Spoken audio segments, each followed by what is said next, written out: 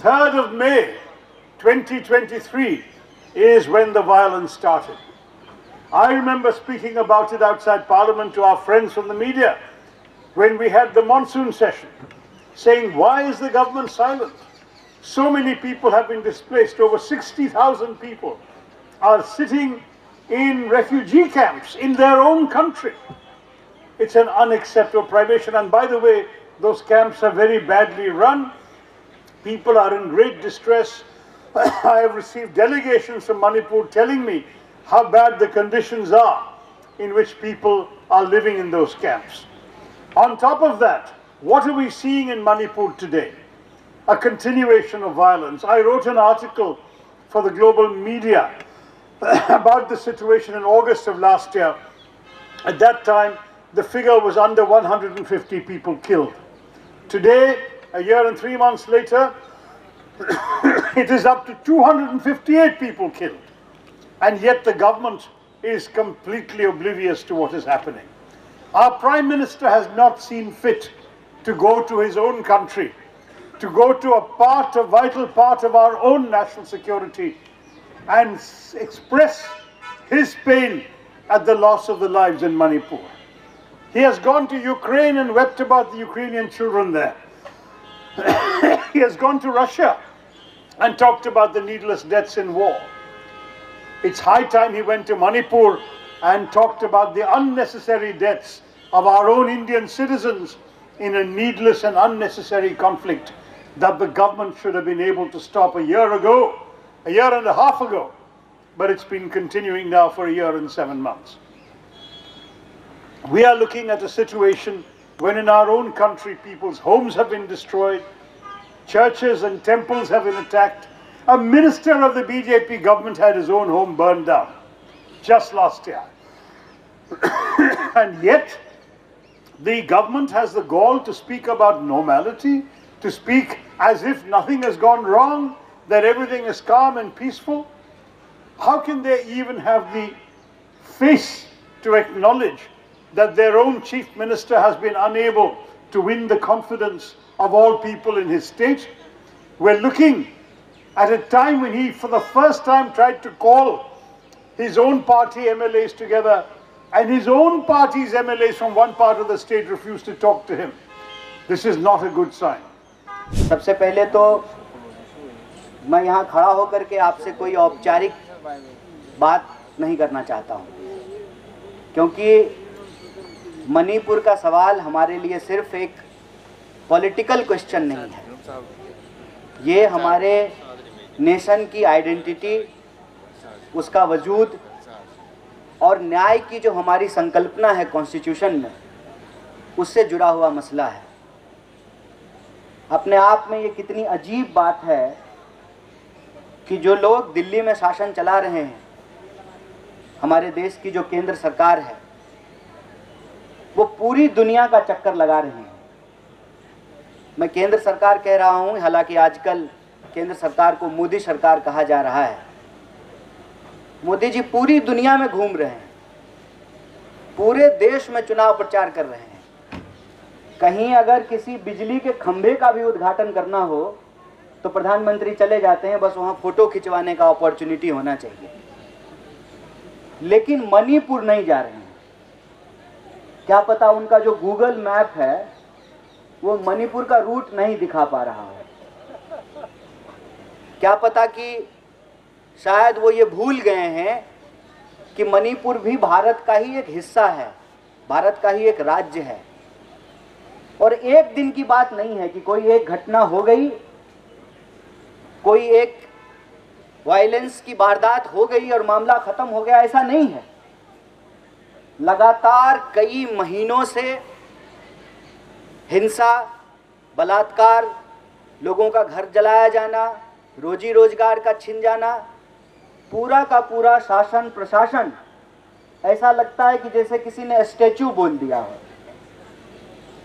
इतनी दर्दनाक बात है, लेकिन देश की सरकार के मन में मणिपुर के लोगों के लिए ना कोई संवेदना बची है और ना ही जो है उनके दिल में थोड़ा सा भी दर्द है कि हमारे देश के एक हिस्से में लोगों की हत्या हो रही है, लोगों का घर जलाया जा रहा है, लोगों की पढ़ाई लिखाई रुक गई है, स्कूल कॉलेज बंद हो गए हैं, शासन प्रशासन का एक विभाजन हो गया है। एक राज्य के लोग आपस में विभाजित कर दिए गए हैं और देश की सरकार चुप है। इसलिए हम कांग्रेस पार्टी की तरफ से मणिपुर के लोगों के साथ खड़े हैं, क्योंकि वो न्याय का सवाल है।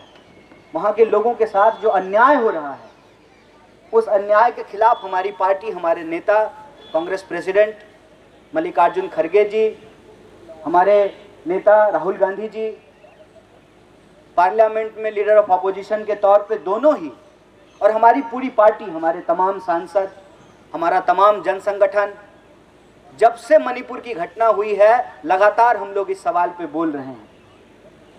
प्रधानमंत्री का गूगल मैप भले काम नहीं कर रहा हो सकता है उनको मणिपुर का रूट नहीं मिल रहा हो, डिजिटल इंडिया के इस दौर में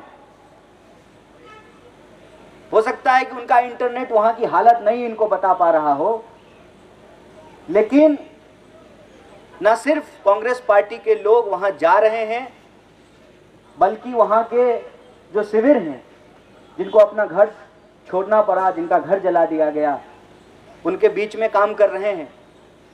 और देश की संसद में लगातार इस बात को हम लोग उठा रहे हैं कि सरकार को इसकी जिम्मेवारी लेनी पड़ेगी और मणिपुर में जो इतना बड़ा खाई बनाई गई है, जो लोगों को बीच में नफरत फैला करके लोगों को आपस में दूर किया गया है, इसका एक हल निकालना पड़ेगा।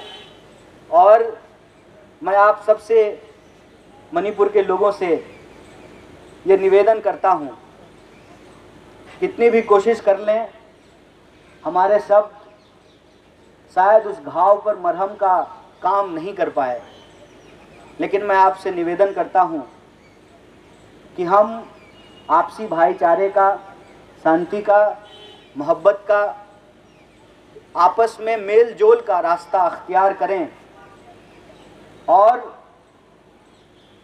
जो लोगों के साथ अन्याय हुआ है वहाँ पर न्याय सुनिश्चित करें। और मुझे उम्मीद है कि अगर सरकार यह बात नहीं सुन रही है तो लोकतंत्र में, जमहूरियत में लोगों को जन आंदोलन के बदौलत, और उसी का यह नतीजा है कि आप सब लोग आज दिल्ली में जंतर मंतर पर बैठे हुए हैं।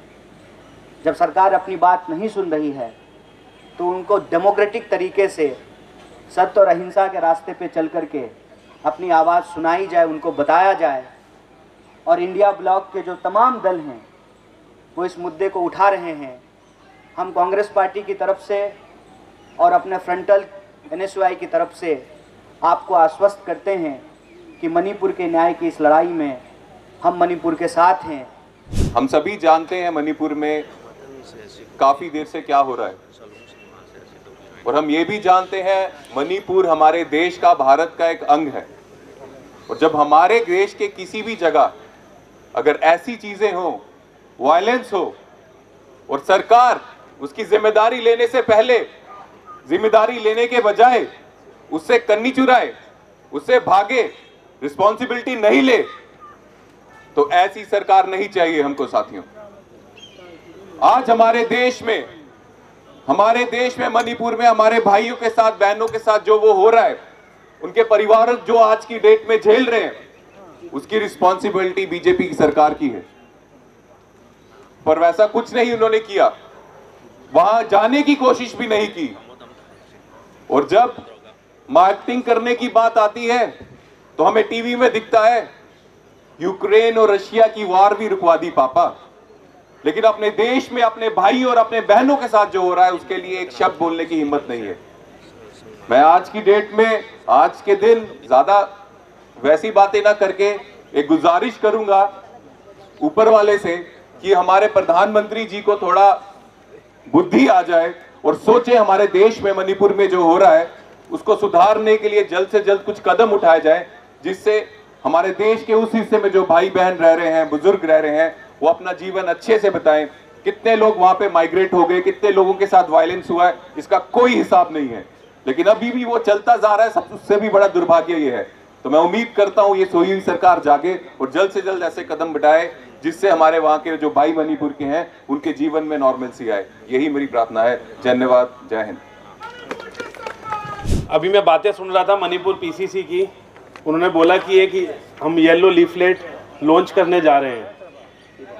अगर आप लोग यहाँ बैठे हुए इस लीफलेट को एक बार रीड करेंगे तो आपकी रूह कांप उठेंगी कि जिस प्रदेश की 32 लाख पॉपुलेशन है उसमें 60-70 हज़ार लोग अभी मिसिंग हैं और गवर्नमेंट के पास उनका कोई रिकॉर्ड नहीं है। उस 70 हज़ार की नरेंद्र मोदी जी ने, बीजेपी की लीड गवर्नमेंट ने वहाँ पे अपनी मिलिट्री लगाई हुई है। मुझे याद है जब मैं मणिपुर गया था भारत जोड़ो न्याय यात्रा में, उस समय मैं मणिपुर यूनिवर्सिटी में भी गया। तो जब बच्चों से बात हो रही थी तो देखने को मिला अगर किसी भी प्रदेश में, मैं इस देश की नहीं पूरी दुनिया में बात करूंगा, कहीं भी ऐसी घटना किसी कम्युनिटी के बीच, किसी ग्रुप के बीच इस टाइप की वायलेंस क्रिएट होता है तो सरकारों का हमेशा काम होता है कि उसमें पीस क्रिएट करे। तो मैंने यूनिवर्सिटी के अंदर पूछा कि क्या किसी एडमिनिस्ट्रेशन ने, या मैंने मणिपुर के कुछ उस टाइम पे डिस्ट्रिक्ट भी ट्रैवल करे थे, कुछ कैंप्स भी देखे थे, कि क्या कुछ पीस को लेकर कुछ कार्यक्रम या सरकार के कोई मिनिस्टर या मोदी जी आए। उनका अभी तक कोई भी इस तरीके का कैंपेन लॉन्च नहीं करा गया। बार बार जब वहाँ मीडिया आती है, इंटरनेशनल मीडिया आती है, तो उनसे छुपाने के लिए प्रदेश के जो मुख्यमंत्री हैं वो उल्टे सीधे बयान दे देते हैं और झूठ बोल देते हैं। और वास्तव में मुझे वो अब ये लीफलेट पढ़ते वक्त वो न्याय यात्रा का दृश्य दोबारा याद आ गया, जिसको देखकर, उन कैंप्स को देखकर लोगों की रूह कांप उठती थी। वो मणिपुर की तस्वीरें, और ये मुद्दा मणिपुर का नहीं है। लोग कहते हैं मणिपुर का मुद्दा है, ये हमारे पूरे देश का मुद्दा है कि इस देश का मणिपुर एक हिस्सा है। और जब मणिपुर में ये पीस हो रहा है तो दोस्तों याद रखना, अभी ये मणिपुर है, हो सकता है कल को इस देश में किसी और राज्य में भी हो रहा हो। अगर आज हमने शांति मणिपुर में बरकरार नहीं रखी, अगर आज हमने ये पीस मणिपुर में बरकरार नहीं रखा, आज हमने कम्युनिटीज को मणिपुर में एक नहीं रखा, तो समझ लेना ये आग आने वाले समय में आपके घरों में, आपके कैंपसेस में, आपकी गलियों में भी हो सकती है। तो लोग कहते हैं मणिपुर का इशू है, मैं कहता हूँ ये मणिपुर का इशू नहीं है, ये हमारे पूरे भारत देश का इशू है। इस देश का मणिपुर हिस्सा है।